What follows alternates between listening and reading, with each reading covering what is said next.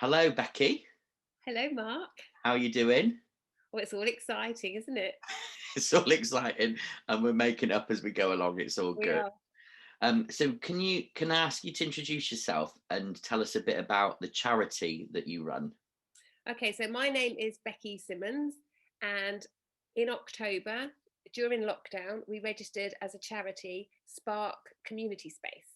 So it's a brand new charity, and we aim to help people that don't feel they belong anywhere, don't fit through circumstances maybe not of their own choice, illness, redundancy, and sometimes the world goes so fast that you get left behind. So we're just there to be the cuddle in the community. I like that. Brilliant. And whereabouts are you based, and where do you serve? Right, we're right down south, so we're in Southsea, Portsmouth, so right at the bottom, and so we'll be serving the city of Portsmouth, um, and just helping people really find a way back into society. That's why our strapline is helping people spark back into life. Brilliant. Excellent. Thank you. So can you tell us a bit about how we first met and how you got involved with Make Your Mark? Okay. Well, I can honestly say we met through other people, a bit like a blind date, really. You never know who you're going to meet. And suddenly you sprang into my life, and what joy that brought. I met Emma and Peter through a networking site, and then they said, "Oh, you've got to meet this guy, Mark. He is so incredible." And that's how I met you, with that introduction. Excellent. I'll have to pay them later then, definitely. Yeah. Brilliant. So, can you tell us a bit more about what motivated you to start your charity? What brought you about to doing that? Okay, so um, 8 years ago, Spark is really my life in a nutshell. And 8 years ago, I had a traumatic diagnosis. I went to the consultant after 7 years of being misdiagnosed, and I was told, Becky, you're going to be blind by the summer if we don't operate immediately. And Saturday morning, I was taken down and given emergency brain surgery where they fitted a shunt and it worked, but it left me a bit different. So I went being a businesswoman with very passionate about business, loved every minute of it, and not being able to go back to work. So my life in 48 hours changed upside down. And Wow. then that's how the idea through my recovery, and how sometimes you don't want to be associated with the charity that can help you, like a brain charity, because I didn't want to fit into that category. So I left. Um, I had a really good support system, and I just realized that my world is completely changed. And how many others have had a diagnosis and they don't go outside their front door because they're scared. And that was me. I was scared to go outside because I'm still Becky, but I am different. So I have a disability that's hidden, and some people know about it. The people very close to me know about it because I still have seizures, and I still have, my words can get muddled up, but I'm still going to go out there and do my best and be my best. And that's how Spark started, was just really my road to recovery. And I want to help other people that feel that they don't fit anywhere fit. Mhm. Wow, thank you. Thank you for sharing that. And I think that's brilliant because a lot of people might think about it and stuff, but might not find the courage or the energy or the motivation to actually put that into practice. So yeah, excellent. Well done. And early on in your journey as well. So let's see what happens. Really excited to see what happens. And the amazing thing is I went to see the consultant this week. So I still see the consultants. I'm still under the hospital. And I said to him, I really struggle with public speaking because sometimes my words still now get muddled, and I can think the word, and you might ask me a question and you'll think, oh, there's a bit of a delay or something like that. And it's just where my words are formulating in my mind before I speak them.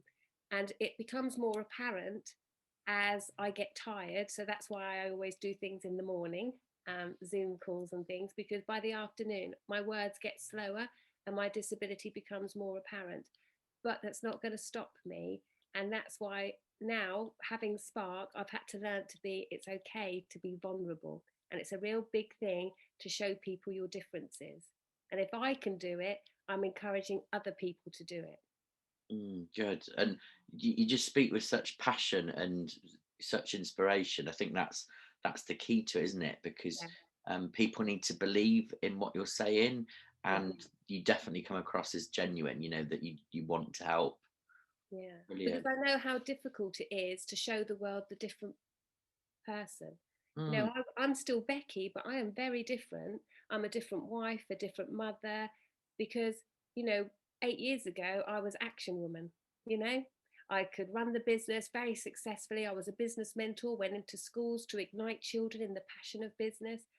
And then to be scared to go outside your front door, that's a huge 360, mm. huge. So, you know, now I still get nervous, I still get scared about showing people the new me. But my consultant said, Becki, be proud of where you are.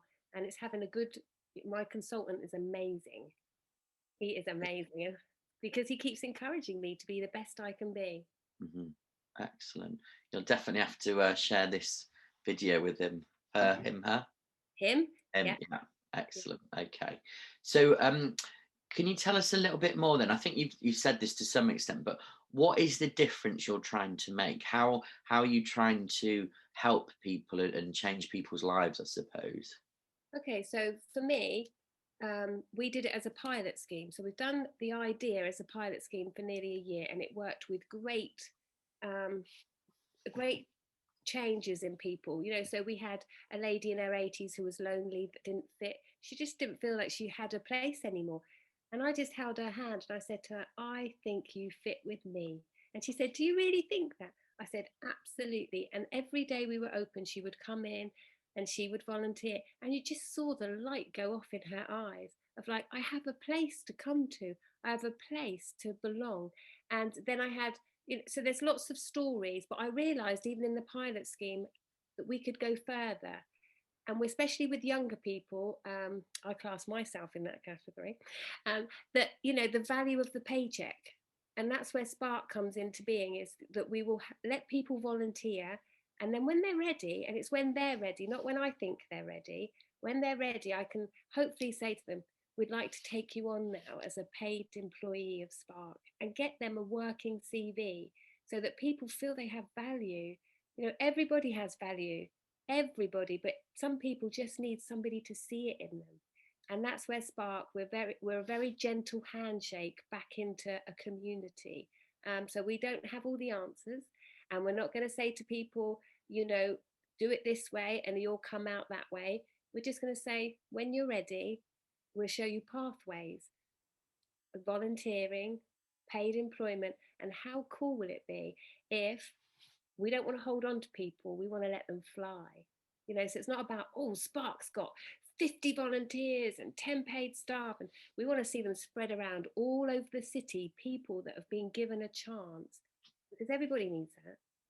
So that's it. It's very simple, isn't it, really? Absolutely, yeah. And I know if anyone can do it, you can do it. So Wait, yeah, can't wait to see all more, even more case studies and stories about how you've helped people. So thinking about, I was going to call it the mechanics. That's probably the wrong word, but setting up a charity, that's massive, isn't it? And there's so much to think about, so much to do. Can you give us a bit of highlights? What sort of things that you had to think about, and and you do think about in running your own charity? okay. The first thing is I didn't set this charity up because it was my idea. I set this up because I'd done a pilot scheme and I realized, oh my gosh, this could go into a different dimension. And I had a really close friend and she said to me, Becki, why don't you set up as a charity? And I went, you know, I have poorly days. You know, I have days when I struggle. I just don't think I'm strong enough. She says, I'm not asking you to be strong enough. I'm asking you, do you want to? We'll be your support, and we'll help you. We'll encourage you. We'll be your arms when you're tired. We'll be your legs when you can't be bothered to walk because you just don't have the energy. And that's the key thing to me, was it wasn't my idea. It was my friend saying to me, Becki, you should take this further. You know, your dream is to see people paid. You know the value of having a paycheck, because I've not had one. Do you know what I mean? So it's like, and that is huge. To have a paycheck is huge. And I just went, do you think I can really do this, Tracy? And she was like, yep, yes, you can. And I'm going to be your chair of trustees. And I was like, okay. So I went from that to the Portsmouth City Council have a charity set up for people with ideas like mine. And I went and spoke to them, Sandy Davis, and I said to her, "What do you think?" She went, "Becki, if anyone can do this, it's you." I went from there to the accountants because I'm very into the detail and the paperwork. And I said to the accountant, he didn't even know me, the accountant. And I was like, "So you're going to be my accountant?" And you know that I'll do that, Mark. It was like, I see things so simply that, well, of course, I need an accountant. There's one at the end of the road. Went and had a meeting, and he was like, "Becki, if anyone can do this, it's you." I went from the accountants, and it was as simple as this. I went from the idea to the person that helped me set up the charity. And it was like, I just was on a mission then. And I'm so focused, and this is where my business head comes in. I am so focused. I know the detail of having a team, Mhm. and I've built a team that will tell me no. And that's important because me, I dream big. I can give me a shopping centre, I'll fill it. Do you know what I mean? I'm that type of person. I see no limitations you know, in stuff. I just get carried away. And so I've built a team of trustees that I will hear their no. It'll be "Becki, I don't think we should be going in this direction." "And why is that?" And then they'd give me a measured answer. And I think you need to have a team like that. People that will say yes and people that will say no. And if they say no, I want to know why it's a no. Mhm. And then that's how it started. And I can't. My disability also hinders me from the written word. So I can speak it, I can talk about it, but you ask me to write it, and I'll be like, I can't figure that bit out. And so one of our trustees is also my writer Mhm. because she knows me and she knows my tone of voice. She Yeah. knows how to write my tone of voice. And she helped me write the Charity Commission's application. Mhm. And do you know what, Mark? When we got the refusal, the first time we entered our Charity Commission, it was turned down. I think that's quite common actually, isn't it? I've heard that a lot, yeah. It was turned down. And so then my husband found a little company on the internet, good old internet, called Small Charity Support. And he wrote them an email and said, "My wife needs help." And this guy who doesn't even know me worked through the paperwork with me and my team, and he got us over the finish line. And it's that sort of kindness of people I get overwhelmed by because he's an unsung hero. If he didn't come along and say, "Actually, the idea is really good. You've got a pilot scheme, that's really good, but you're a little bit off in this area." And it's about having people that, will always surround yourself with people better than yourself, I say. Yeah, and I think that point about people that are willing to say no, to have that critical thinking. And of course, sometimes it's not no full stop, it's just no, not now, you know. But yeah, really good point. Thank you. And I guess so as well as sort of setting up, I would imagine funding, fundraising, getting that sort of financial support and resources is quite important. Yes. And it's also very difficult when you start out. I mean, I had visions of, we'd be open by now. I mean, okay, lockdown, we're still living in that. So I get that we're not. That's a Um, more pandemic thing. all these things, and but getting the funding is actually one of the hardest things to do when you're a brand new charity, because I mean, I'm grateful that we have a pilot scheme, so we have some history to draw from. And I would really recommend that for people with an idea of maybe we should be a charity or thinking about forming a charity, is actually pilot scheme your idea first. See if you have the energy to run it, because it takes a lot out of you. You live and breathe this 7 days a week. But actually to get funding is really hard for a charity starting out. Mm, yeah, that's a really good point. So as well as kind of not necessarily having that history to prove yourself, actually, how do you know what the need is, and how do you get that evidence in Yeah. order to develop that idea and that product or that service? Yeah. Okay. So We you do have to get that message over to the Charity Commission, you see, because there's 4 trustees and we're all women, and that, how do we say to the charity commission that we're not just mums sat at home thinking this is a good idea? This is something that has legs because we've walked it. It's got a Mm, voice because we've talked it. And I think that that's so important. If you're starting out, test the waters, see if it's actually a necessity, and see what also is out there already. yeah, really good point. Really good point. Because again, whether you can collaborate or whether actually, is there a need for what you're doing? Can you build on that and that collective action? Yeah. Good. Okay. And of course, you've got lots of case studies, lots of stories, lots of quotes, that qualitative information to show how in that pilot phase, you've really helped people, made a difference, which is Yeah. fantastic. Yeah. Good. On that sort of funding theme, you recently attended our Introduction to Grants and Funding workshop that we did, that's particularly aimed at new charity social enterprises. So can you tell us a bit about how you found that and what sort of things you learned, if that's okay? Well, I found it was so interesting because it was said in such a simple tone. Because for me, I don't necessarily get complicated words, or if you do AB, it will come out as C. I like the way it was very easily to hear, to understand, and then to implement. And I think you have to have all those three processes to have a successful um, meeting. And I found it was so interesting because it was so simply laid out, and that's how clever it was, because I know how much work must have gone in to do the presentation, but for me, as somebody that is completely not very good at funding, when you started the presentation, I never looked at writing out an application form in the eyes of how the person was going to read it. And to me, that's the biggest thing that I thought, oh my gosh, I know what I'm talking about. I know my project. And but trying to make sure that the person reading the application, that they don't know anything about the project, and you have to sort of like drip feed them the whole picture and then why you want the money. And I thought, gosh, that was such an interesting thing. And I Good. realized that I didn't quite do that.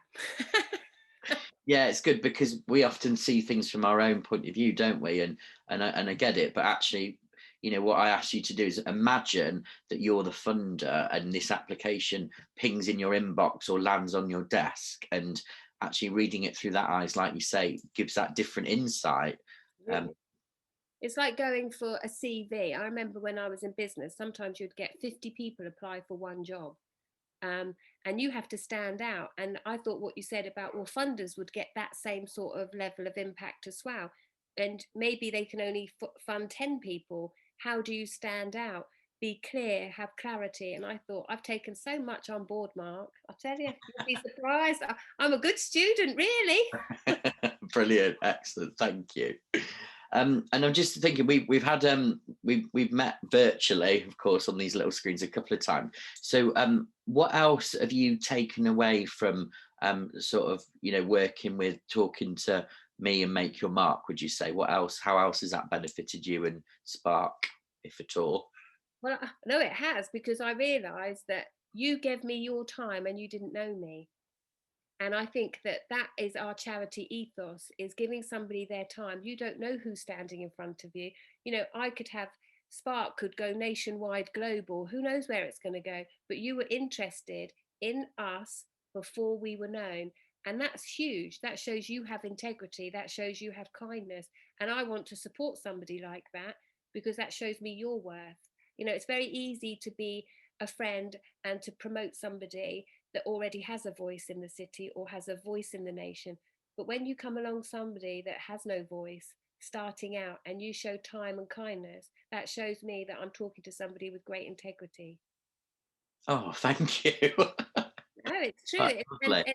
And it's about saying thank you to people that, I mean, I've been passed around like a little present. People have been going, oh, you need to speak to so and so. And I'll go, oh, thank you. And I stand in front of them. And I just think, and I'm like a kid in a sweet shop. I'm just like going, oh, this is great. But you're the one that is already a professional and you're showing me kindness. And I just think, sometimes you have to say thank you to people, because some people don't know the work that you're doing and how that's impacted me. Because there's times when I just think, I can't do this anymore. I'm tired. I'm exhausted. And then somebody like you, Mark, comes along and says, actually, Becki, I'm going to give you my time. You didn't have to give me an invite to the presentation, but you did. And that's going to help me when I do my grants and funding. And so, sometimes you have to say thank you. I'm going to say thank you. Brilliant. Thank you. Absolutely. And, I think sometimes, because I'm a trustee for a charity as well, so ultimately a volunteer in that role. And I think particularly when you're in that role, and it is a responsible role, and especially for yourself and the small team of charities you've got, it is kind of just you, isn't it? And actually people can forget that in that role you are volunteers, and you're doing this voluntary led as well. So I just think hats off to you, and what incredible difference you're making, and the profile you're raising, and especially in these lockdown times when actual isolation, feeling isolated, feeling lonely, feeling like you don't fit, feeling that imposter syndrome, which you've kind of mentioned, which I get as well. That's normal, but when you're in it, it feels like everyone else is all right, and like the spotlight's on you and you're the odd one out, I think. Yeah. And So, it's very powerful because, and I think lockdown has been very easy for us as a charity to explain how somebody socially isolated feels, because this is their everyday norm. They don't know what it's like out there because they're too scared. And I just think, it's so sad, but lockdown has actually shown people what it's like to be socially isolated, and how many brick walls go up, and how you have to fight through your mindset and your mind thoughts, because sometimes your biggest battle is in your mind. yeah, absolutely, I would agree with that. Thank you. So is there anything else you want to share or to tell us at all? Just the fact that if you have a dream, dream big. Don't let somebody turn your yes into a no, and start saying I can instead of I can't. Excellent. I love that. I love that. One of my favorite quotes I've got, actually in my office, it says, oh, what if? And then it says, oh, my darling, but what if you can fly? Something like that, I think it is. But yeah, love it. Okay. So thank you. And is there anything you want to ask me? I've been doing all the asking the questions. Is there anything you want to ask me at What all? what motivates you to be so generous of your time?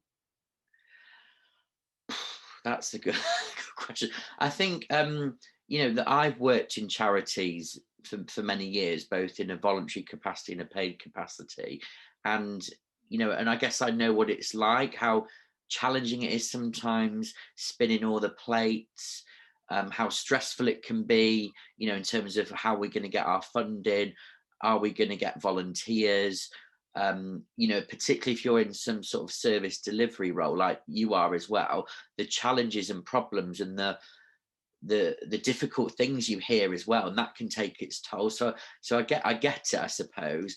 And I also know how people have helped me, and how people have given me their time and space and advice and learning. So I guess it's a bit of pay it forward, really. And genuinely, whilst Make Your Mark is a business and a commercial entity, I've got a real sense of the jargon would be corporate social responsibility, and actually that's important. And I've got to work to make a living and do other things, but where I can, I'm always willing to give people the time just to connect people, to give them some, share my experience. It might not be the right thing for them, but just a different perspective. So, and it's lovely hearing how it's helped as well, and almost me helping to play that part as well is really good. Well, I Good. think I met you on week 4 of a charity or something. It was like so early on. It does make a huge difference, Mark. Just that simple return of email, because some people are just literally going, is somebody going to reply to me today? Am I going to hear from somebody today? And it's like, so I've just been impressed by your generosity, and thank you. Oh, thank you very much. Brilliant. Thank you so much for your time today. It's been lovely talking to you. You seem a natural to me. So, given everything you said before, I think it's great. And yeah, I could see you like being on a TV chat show or something. Oh, well, Mark, you'll be my first guest, love. You'll be on the panel. We could do a round table, couldn't we?